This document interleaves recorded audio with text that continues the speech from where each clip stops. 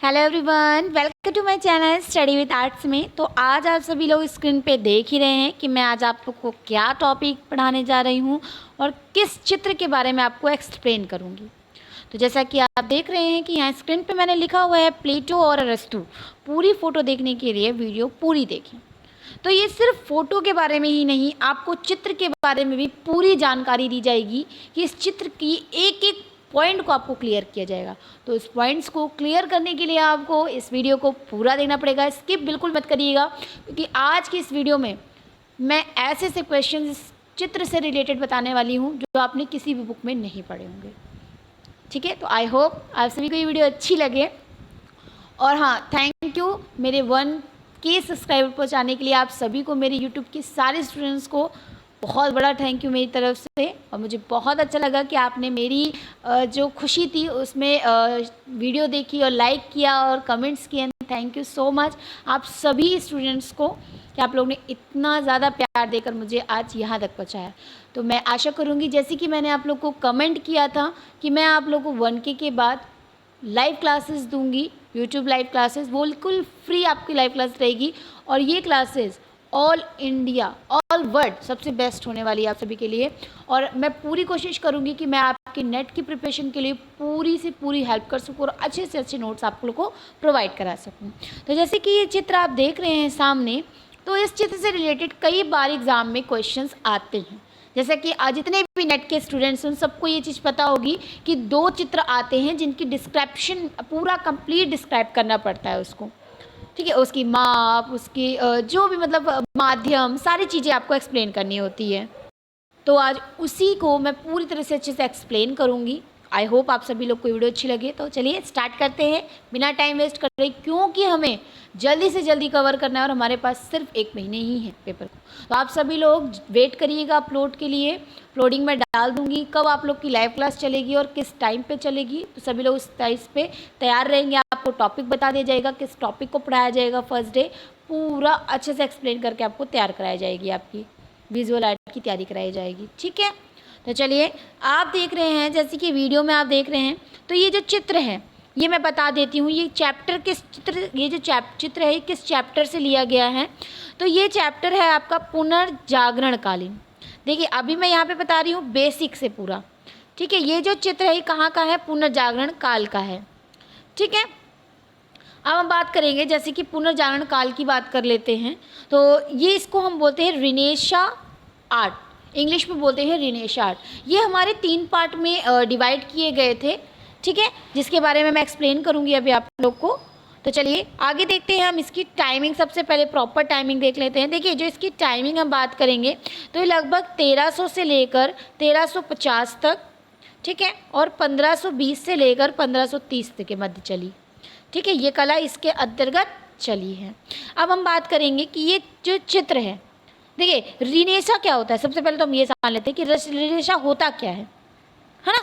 एक बहुत ही important point है कि रिनेशा क्या होता है।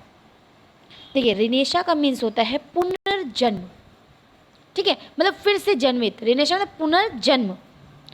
और ये जो वर्ड है ये पुनर्जन्म क्या होता है, ठीक है, ये बताऊंगी मैं आप लोग को। तो आगे देखिए, तो ये एक इमेज है, इसी पिक का एक छोटा सा ये पार्ट है, तो इसी में मैं थोड़ा बहुत एक्सप्लेन कर रही हूँ।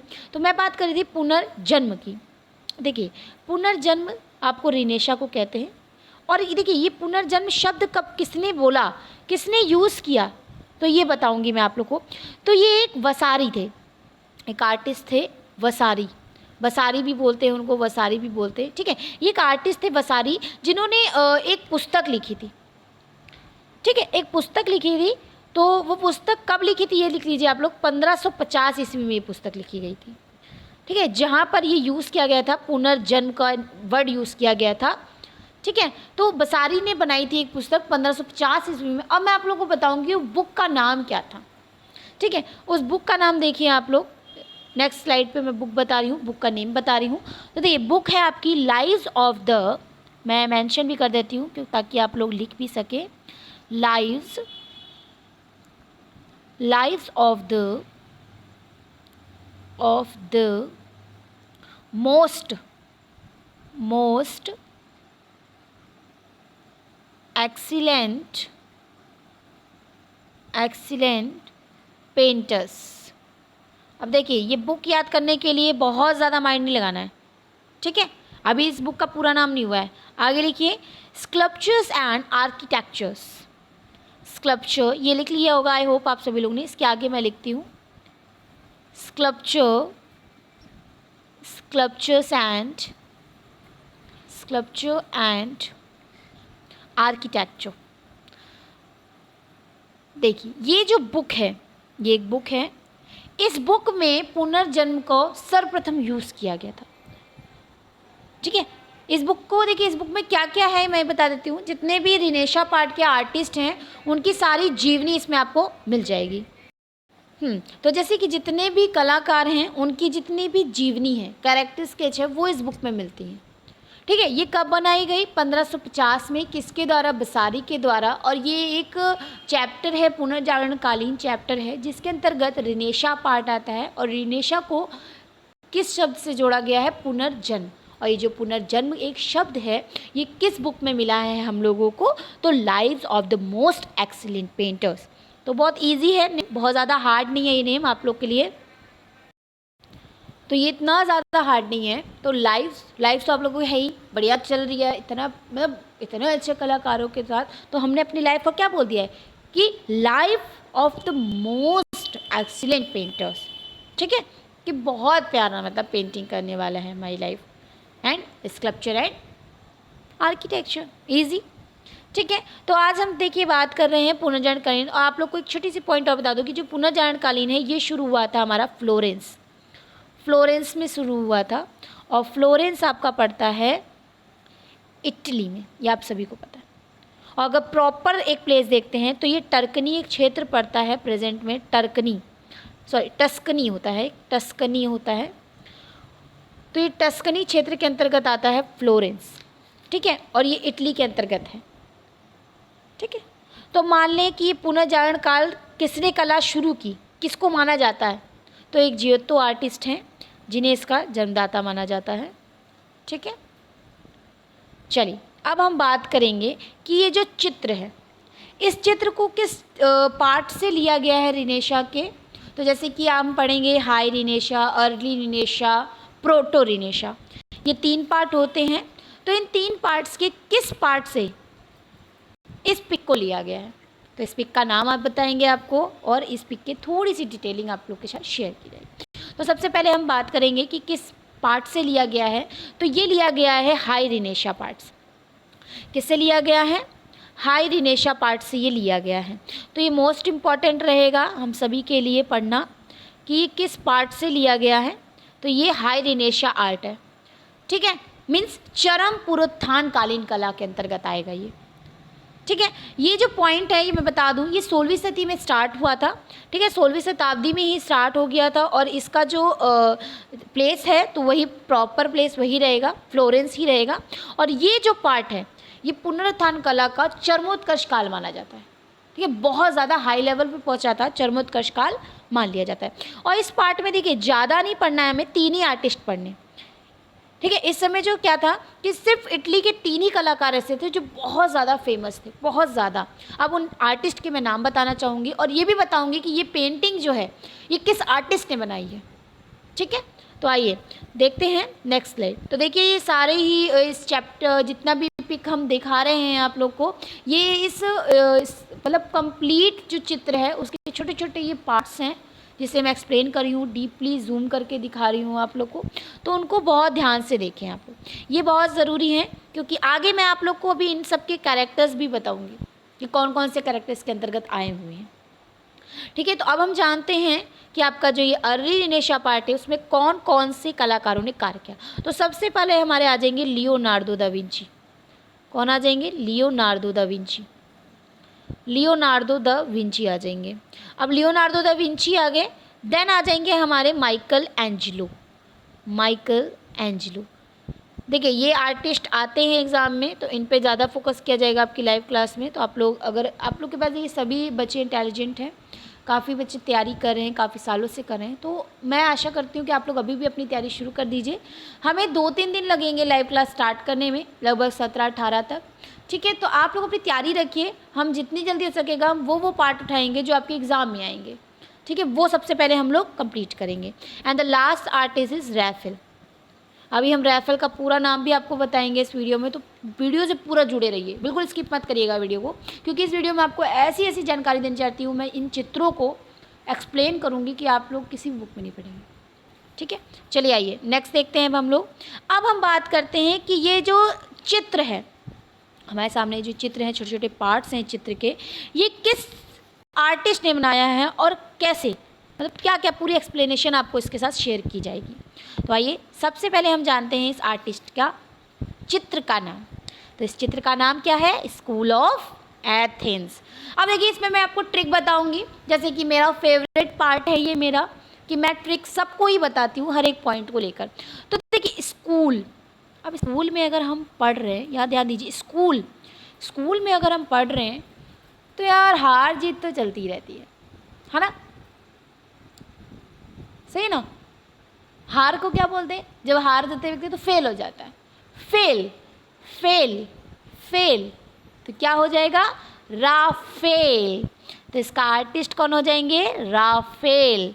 फेल, स्कूल में कभी कभी हम फेल भी हो जाते हैं कहीं कहीं, क्योंकि हर एक बंदे में क्वालिटी होती है, कहीं ना कहीं कोई बंदा छोटा कम 19-20 हो जाता है, तो बस वही चीज़, राफेल, स्कूल रैफेल। तो ये आर्टिस्ट आप कभी नहीं भूलेंगे, क्योंकि जो ये last supper, the last judgement and the school of Athens, ये तीनों पिक्स हैं, तो ये काफ़ी सिमिलर सी लगती हैं और बहुत ही बच्चे कंफ्यूज रहते हैं इन चित्रों को कैसे याद करें, कैसे माइंड में सेट करें। तो ऐसे याद करें आप। अगर आपको एक चित्र याद रहेगा कि स्कूल ऑफ एथेंस तो मैंने रैफेल से पढ़ा था, तो बाकी लियोनार्डो दा विंची और आपके माइकल एंजेलो के चित्र तो बिल्कुल क्लियर हो जाएंगे आपके माइंड में। ऐसे ही मैं आप लोग को आगे भी ट्रिक्स देती रहूँगी, रैफेल के लिए और आपके माइकल एंजेलो के लिए, लियोनार्डो दा विंची, तीनों के लिए आपके चित्र को ट्रिक लेकर आऊँगी मैं, ताकि आप लोग बहुत आराम से याद कर सकें उन सबको, बहुत ईजिली। तो चलिए जल्दी जल्दी जाके कमेंट करके बताइए ये ट्रिक कैसी लगी आप लोग को, और यूज़फुल है या नहीं, ये भी बताइएगा कमेंट में। ठीक है, चलिए अब हम जानते हैं कि चित्र हमने पढ़ लिया। ये आपका चित्र है हायरी रेशा से, ठीक है, चरम पुनरुत्थान काल से लिया गया है ये, जिसमें 3 आर्टिस्ट हैं। और अब हम जानेंगे कि इस आर्टिस्ट का पूरा नाम क्या है। आर्टिस्ट का पूरा नाम जानना बहुत ज़रूरी है हमारे लिए, क्योंकि वो हमारे लिए बहुत ही इम्पॉर्टेंट रहता है। तो देखिए इसका नाम है पूरा रैफेल सेजियो। ठीक है, आर्टिस्ट का क्या नाम है? मैं आर्टिस्ट का नाम लिख रही हूँ, स्क्रीन पे आप सभी लोग लिख सकते हैं, रैफेल सेजियो। अब हम जानेंगे रैफेल का जन्म कब हुआ और कहाँ हुआ। ठीक है, तो इनका जन्म हुआ था 1483 में और मृत्यु हो गई थी इनकी 1520 में। ठीक है, आर्टिस्ट के जन्म जरूर याद करिए, क्योंकि सीक्वेंस आता है आर्टिस्ट का, और ये आर्टिस्ट ऐसे हैं जिनका सीक्वेंस तो लिखा ही है एग्जाम में, समझो। ठीक है, अब हम जानेंगे इनका जन्म कब हुआ, कहाँ हुआ। तो आप सभी को पता है कि जब ये फ्लोरेंस के, तो एटलीस्ट फ्लोरेंस में ही जन्म हुआ होगा। तो इनका जन्म हुआ था इटली में। कहाँ पर हुआ था? इटली में इनका जन्म हुआ था। और इटली में कहाँ पर, ये भी तो जाने। तो इटली के उर्बिनो में हुआ था इनका जन्म। कहाँ पर हुआ था? उर्बिनो एक प्लेस है वहाँ पे, उर्बिनो में जन्म हुआ था। 28 मार्च आपका 1483 में इनका जन्म हो गया था। तो ये कभी कभी टाइमिंग पूरी टाइमिंग पूछ लेते हैं, तो वो भी हमें याद होनी चाहिए। ठीक है, आई होप ये आप लोग को वीडियो काफ़ी अच्छी लग रही हो, यूज़फुल लग रही हो। आप इसको पढ़ के अच्छे से अपनी तैयारी कर लीजिए। ठीक है, आइए अब हम अगली स्क्रीन पे जाते हैं और हम जानते हैं स्कूल ऑफ एथेंस के अन्य नाम। ठीक है, कभी कभी एथेंस ऑफ स्कूल भी आ जाता है। तो देखिए रैफेल द्वारा बनाया गया चित्र है, तो अब ये तो बनता ही है लाइक, सब्सक्राइब, कमेंट। तो सब्सक्राइब इसलिए करना है आप लोग को, क्योंकि आने वाली जितनी भी न्यू अपडेट है आप लोग के पास तुरंत पहुंच सके, और जितनी भी लाइव क्लासेस की नोटिफिकेशन है वो भी आप लोग के पास तुरंत पहुंच सके। तो बेल आइकन ज़रूर प्रेस करिएगा, ताकि आप लोग हमसे जल्द से जल्द जुड़ सकें। ठीक है, तो आइए अगला जुड़ते हैं हम लोग। नेक्स्ट देखिए, ये भी एक पार्ट है इस पिक का। ठीक है, आगे देखिए लिखा हुआ है मैंने कि ये जो चित्र है, ये जो कंप्लीट जो चित्र हम अभी आगे देखेंगे वीडियो में, इसकी पूरी अभी हम छोटे छोटे पार्ट्स देख रहे हैं। अभी हम पूरा मतलब पूरी पिक देखने वाले हैं इस चित्र की। तो उसकी टाइमिंग बता देती हूँ कि चित्र बनाया कब था ठीक है। रैफेल सैजियो ने कब बनाया था ये चित्र? तो ये 1509 में शुरू किया था और 1511 में इन्होंने बनाकर ख़त्म कर दिया था। ठीक है। इनको लगभग 3 साल लग गए थे। देखिए इतने आर्टिस्ट मेहनती हैं, 3 साल लगे इनको एक पेंटिंग करने में, इतना सुंदर दृश्य देने में। हमें आज हम उसके बारे में पढ़ रहे हैं, हमें थैंक्सफुल होना चाहिए उनके लिए कि उन्होंने इतनी अच्छी अच्छी प्रतियाँ हम लोग के लिए छोड़ के गए कि हम उन पर गहन करके हम अपना एक प्लेटफॉर्म बना सकते हैं, है ना। तो आइए अब हम बात करेंगे कि ये चित्र बना किस पे है। ठीक है। तो यहाँ पे लिखा हुआ है कि प्लेटो एंड अरस्तु। तो देखिए मैं बता देती हूँ, ये प्लेटो हैं और ये अरस्तु हैं। कई बार ये चीज़ पूछी जाती है कि राइट हैंड साइड में कौन खड़े हैं, लेफ्ट हैंड साइड में कौन खड़े हैं, तो ये आपको पता होना चाहिए। तो ये हमारे प्लेटो हैं और ये अरस्तु हैं। ठीक है। चलिए, तो ये वार्तालाप करते हुए स्कूल से बाहर की ओर आ रहे हैं, ऐसा दिखाया गया है इसमें। तो नेक्स्ट स्लाइड देखते हैं अब हम लोग। नेक्स्ट देखिए, चरमपथानकालीन, ये तो मैं बता ही चुकी हूँ कि चरमपथानकालीन कला है आपकी। तो अब मैं आप लोग को इस स्क्रीन में ये बताने जा रही हूँ कि ये जो चित्र है उसके बारे में पूरी एक्सप्लेनेशन के साथ। तो आइए, ये जो चित्र बना है ये आपका बना है भित्ति चित्र। ये रैफेल का सर्वश्रेष्ठ चित्र माना जाता है। ठीक है। स्कूल ऑफ एथेंस सर्वश्रेष्ठ चित्र है, ये याद रखिए। और ये एक भित्ति चित्र है। अब भित्ति चित्र मैं बता दूँ, भित्ति चित्र किसे बोलते हैं? भित्ति मीन्स दीवार को, दीवार पे चित्र बनाया गया है ये। ठीक है। चलिए आइए नेक्स्ट देखते हैं। नेक्स्ट देखिए, मैंने ये भी एक छोटा सा दृश्य है ये स्कूल ऑफ एथेंस का। नेक्स्ट देखते हैं। ओके, ये भी एक छोटा सा पार्ट है इसी पूरे पिक का। आगे देखिए, ये रहेगा मोस्ट इम्पॉर्टेंट आपके चैप्टर का पार्ट। तो यहाँ पे मैंने क्या बात की है कि ये जो बनाया गया है ये फ्रेस्को माध्यम में बनाया गया है चित्र, और यहाँ पे सबके कैरेक्टर्स लिखे। देखिए अभी मैंने आप लोग को बताया ना प्लेटो और अरस्तु, ये देख रहे हैं आप लोग प्लेटो और अरस्तु, है ना। उसी प्रकार से सभी के कैरेक्टर्स यहाँ पे एक्सप्लेन है, तो आप इन सबको भी पढ़ के अच्छे से एक्सप्लेन कर सकते हैं। और जैसे कि मैंने यहाँ पे लिखा हुआ है कि स्कूल ऑफ एथेंस के सभी पात्रों के नाम, तो जी पात्रों के नाम आपको स्क्रीन पे दिख रहे हैं, तो आप इसको अच्छे से तैयार कर सकते हैं। ठीक है, एक्सप्लेनेशन के साथ। चलिए आइए आगे जुड़ते हैं। नेक्स्ट देखिए, ये भी छोटे छोटे पार्ट हैं इस वीडियो के, study with arts by Shivi के द्वारा। तो आई होप आप सभी लोग को ये वीडियो अच्छी लगी हो, तो सभी लोग सब्सक्राइब कर लीजिए। आगे देखिए, ये आपका आ गया है कंप्लीट चित्र। ठीक है, रैफेल सैजियो का कंप्लीट चित्र, जिनका जन्म बहुत ज़रूरी है याद करना आप लोग के लिए, 28 मार्च 1483 में इनका जन्म हुआ था। बहुत ज़रूरी है पॉइंट। अब आगे हम पढ़ेंगे कि ये जो प्रति है, ये जो चित्र है, ये कहाँ पर सुरक्षित है, कहाँ पर संग्रहित है। तो ये अपोस्टोलिक पैलेस है वेटिकन सिटी में, मतलब फ्लोरेंस इटली में पड़ता है, वहाँ पर ये सुरक्षित। ये क्वेश्चन भी आ सकता है क्योंकि इस बार एक क्वेश्चन आया था इस चैप्टर से कि किस संग्रहालय में संग्रहित है। तो बहुत ज़रूरी है संग्रहालयों को याद करना। तो मैं इसी श्रृंखला में आपको बहुत सारी वीडियो देने वाली हूँ। चलिए आगे बढ़ते हैं। नेक्स्ट देखिए, तो please subscribe the channel and बहुत ज़्यादा प्यार आप लोग देते हैं हमें, बहुत अच्छे से तैयारी करते हैं आप सभी लोग। तो अब आगे देखिए, ये भी एकमात्र दृश्य है इसी का, स्कूल ऑफ एथेंस का। देखिए दृश्यों को बहुत ध्यान से देख लीजिए, क्योंकि दृश्यों को जब आप जूम करके देखते हैं तभी आप उसके कैरेक्टर, उसके भाव को देख पाते हैं कि वो क्या फील, मतलब पिक से ही पता चलता है वो लोग क्या कर रहे हैं, तो वो बहुत ज़रूरी देखना। चलिए आइए, अब आपको मैं बताऊंगी कि ये चित्र जो बना है फ्रेस्को माध्यम में, इसकी कंप्लीट माप बताऊंगी, जो कि बहुत ज़रूरी है माप याद करना। तो चलिए हम सबसे पहले ये चित्र निकाल लेते हैं और इसकी हम माप देखते हैं। तो देखिए इसकी जो माप होगी वो, अगर हम सेंटीमीटर, देखिए दो पार्ट होते हैं, एक तो होता है सेंटीमीटर में, ठीक है, एक होता है इंच में।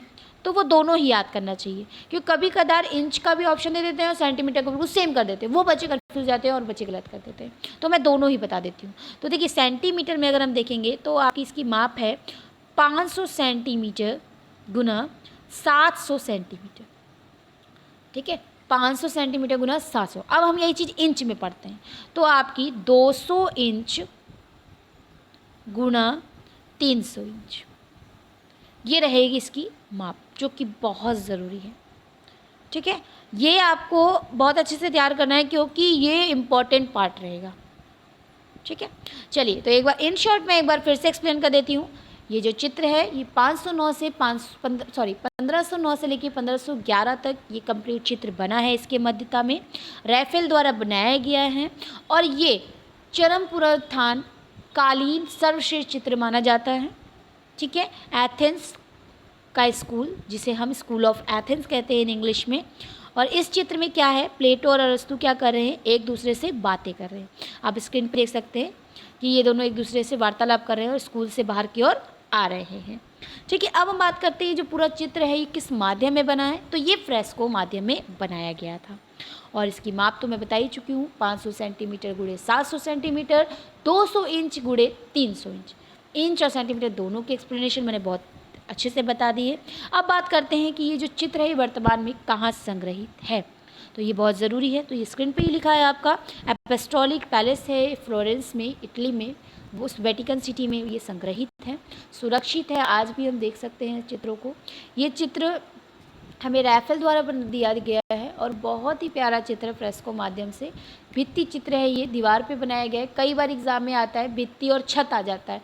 देखिए, छत अलग चीज़ होती है और दीवार अलग चीज़ होती है, ये आप सभी को बहुत क्लियर याद रखना चाहिए।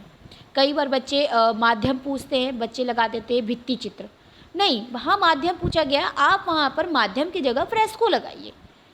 ठीक है, फ्रेस्को दीवार पे ही किया जाता है, आई नो, बट वहाँ पे माध्यम पूछा गया है, ना ही ये पूछा गया है कि आपका मतलब किस जगह बनाया गया, ऐसा नहीं पूछा गया है, किस पर बनाया गया है, देन उसके बाद आप भित्ति लगाइए। ठीक है, आई होप आपको ये वीडियो बहुत ही बेहतरीन लगी हो। तो सभी लोग का लाइक करना बनता है और ऐसी ही वीडियो पाने के लिए आप हमें कमेंट करके बताइए कि आपको और कौन से चित्रों की डिटेलिंग चाहिए, तो मुझसे हो पाएगा। मैं पूरी कोशिश करूँगी आपको बेहतरीन से बेहतरीन वीडियोस देने की। I hope you like this video, like, subscribe, comment and share, and bye bye and love love.